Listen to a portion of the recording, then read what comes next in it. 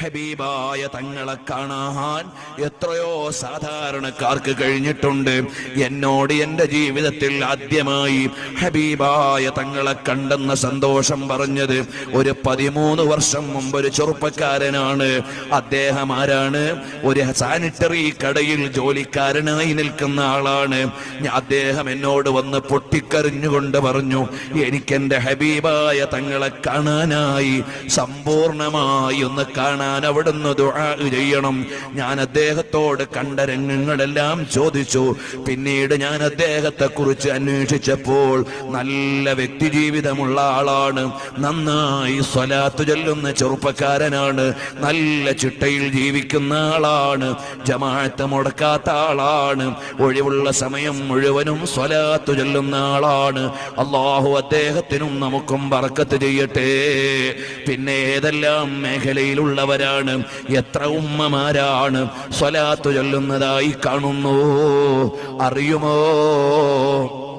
ചെറിയ പെരുന്നാളിന്റെ അന്ന് വഫാത്തായ ഇമാം ബുഖാരി തങ്ങളെ അക്കാലഘട്ടത്തിലുള്ള വലിയ ഒരു മഹാൻ നോക്കിയപ്പോൾ നബി സല്ലല്ലാഹു അലൈഹി വസല്ലം തങ്ങളെ കാണുന്നു.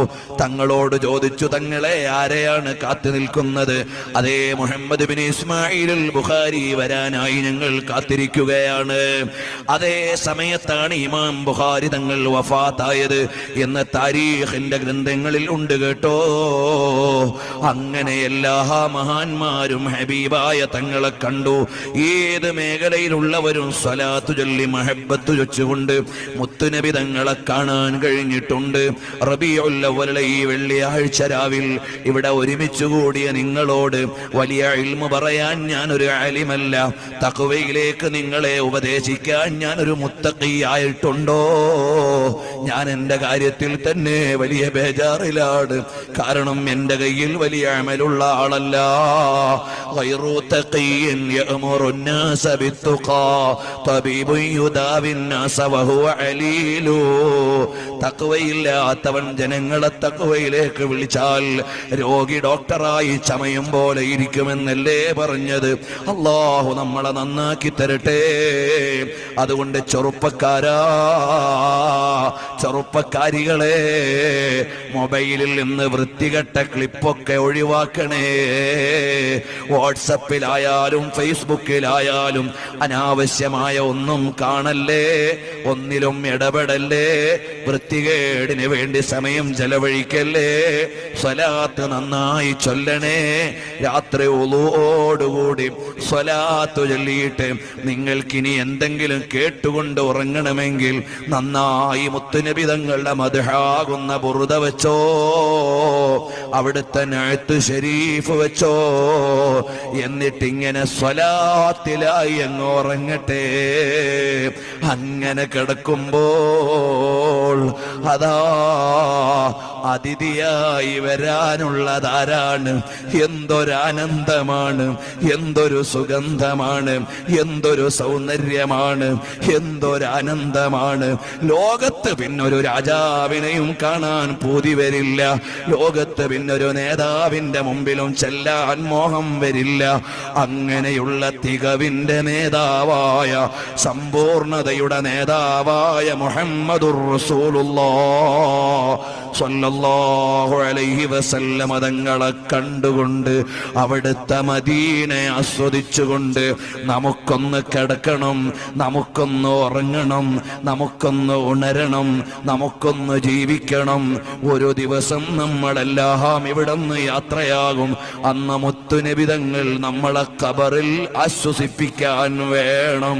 അല്ലാഹ്, അങ്ങനെ ഒരു ജീവിതം ഞങ്ങൾക്ക് നീ നൽകണേ റഹ്മാനേ. ഈ മജ്ലിസിൽ വെച്ച് തൗബ ചെയ്തോ. അന്യ പെണ്ണിനെ പ്രേമിച്ച കൽബുള്ള ചെറുപ്പക്കാരുണ്ടോ?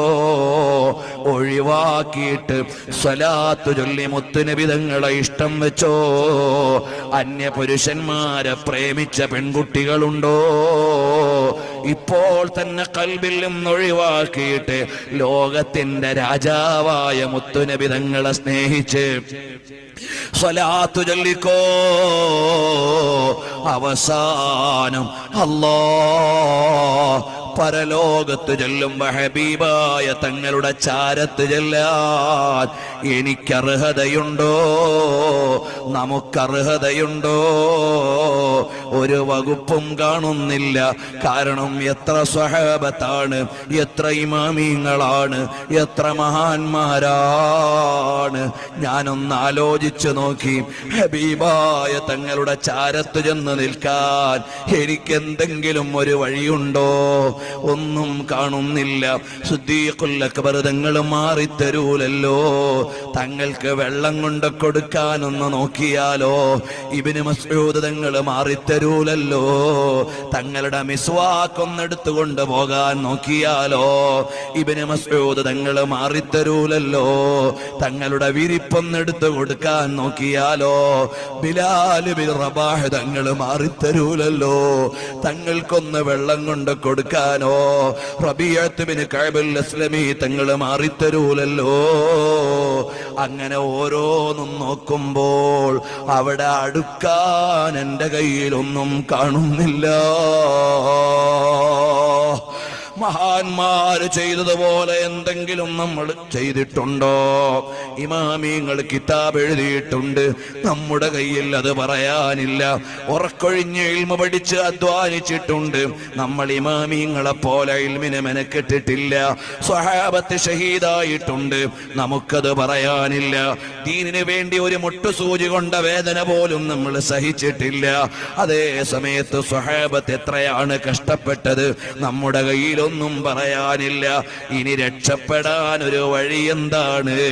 അവസാനം കാണുന്ന ഒരു മാർഗം, അല്ലാഹ് ഞങ്ങളുടെ ഹബീബായ തങ്ങള് ലിവാഉൽ ഹംദും വഹിച്ചുകൊണ്ട് സ്വർഗത്തിലേക്ക് നടന്നു പോകുന്ന വഴിയിൽ ഞങ്ങളെ ഒന്ന് കിടത്തി തന്നാൽ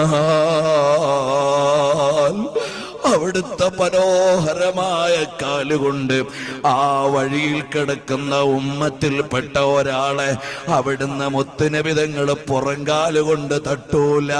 അവിടുന്ന് റഹ്മത്തിന്റെ കേദാരമാണ്, അവിടുന്ന് ഔദാര്യത്തിന്റെ ആരാമമാണ്. അപ്പോൾ അവിടുന്ന് മുന്നോട്ട് തട്ടി. മുത്തുനബി തങ്ങൾ മുന്നോട്ട് തട്ടിയത് കൂടെ വരുന്ന സിദ്ദീഖ് തങ്ങൾ പിന്നോട്ട് തട്ടൂല. ഫാറൂഖ് തങ്ങൾ പിന്നോട്ട് തട്ടൂല. അങ്ങനെ ഹബീബായ തങ്ങൾ തട്ടി, സിദ്ദീഖുൽ അക്ബർ തങ്ങളും തട്ടി. അങ്ങനെ ഓരോരോ സ്വഹാബത്തും തട്ടി തട്ടി അവസാനം ഉമറുൽ ഖാദി തങ്ങളും സയ്യിദ് അലവി തങ്ങളും താജുൽ ഉലമാ തങ്ങളും നൂറുൽ ഉലമാ ഉസ്താദും അങ്ങനെ മഹാന്മാരെല്ലാം ഹബീബായ തങ്ങളുടെ ചാരത്ത് എത്തിച്ചേർന്ന് കഴിയുമ്പോഴെങ്കിലും ഇങ്ങനെ സാധുക്കളുടെ കാലിൽ പറ്റിയെങ്കിലും ഞങ്ങൾക്ക് അവിടുത്തെ ജിവാറിലൊന്നെത്താൻ അവസരം നൽകണേ അല്ലാഹ്. സമീപ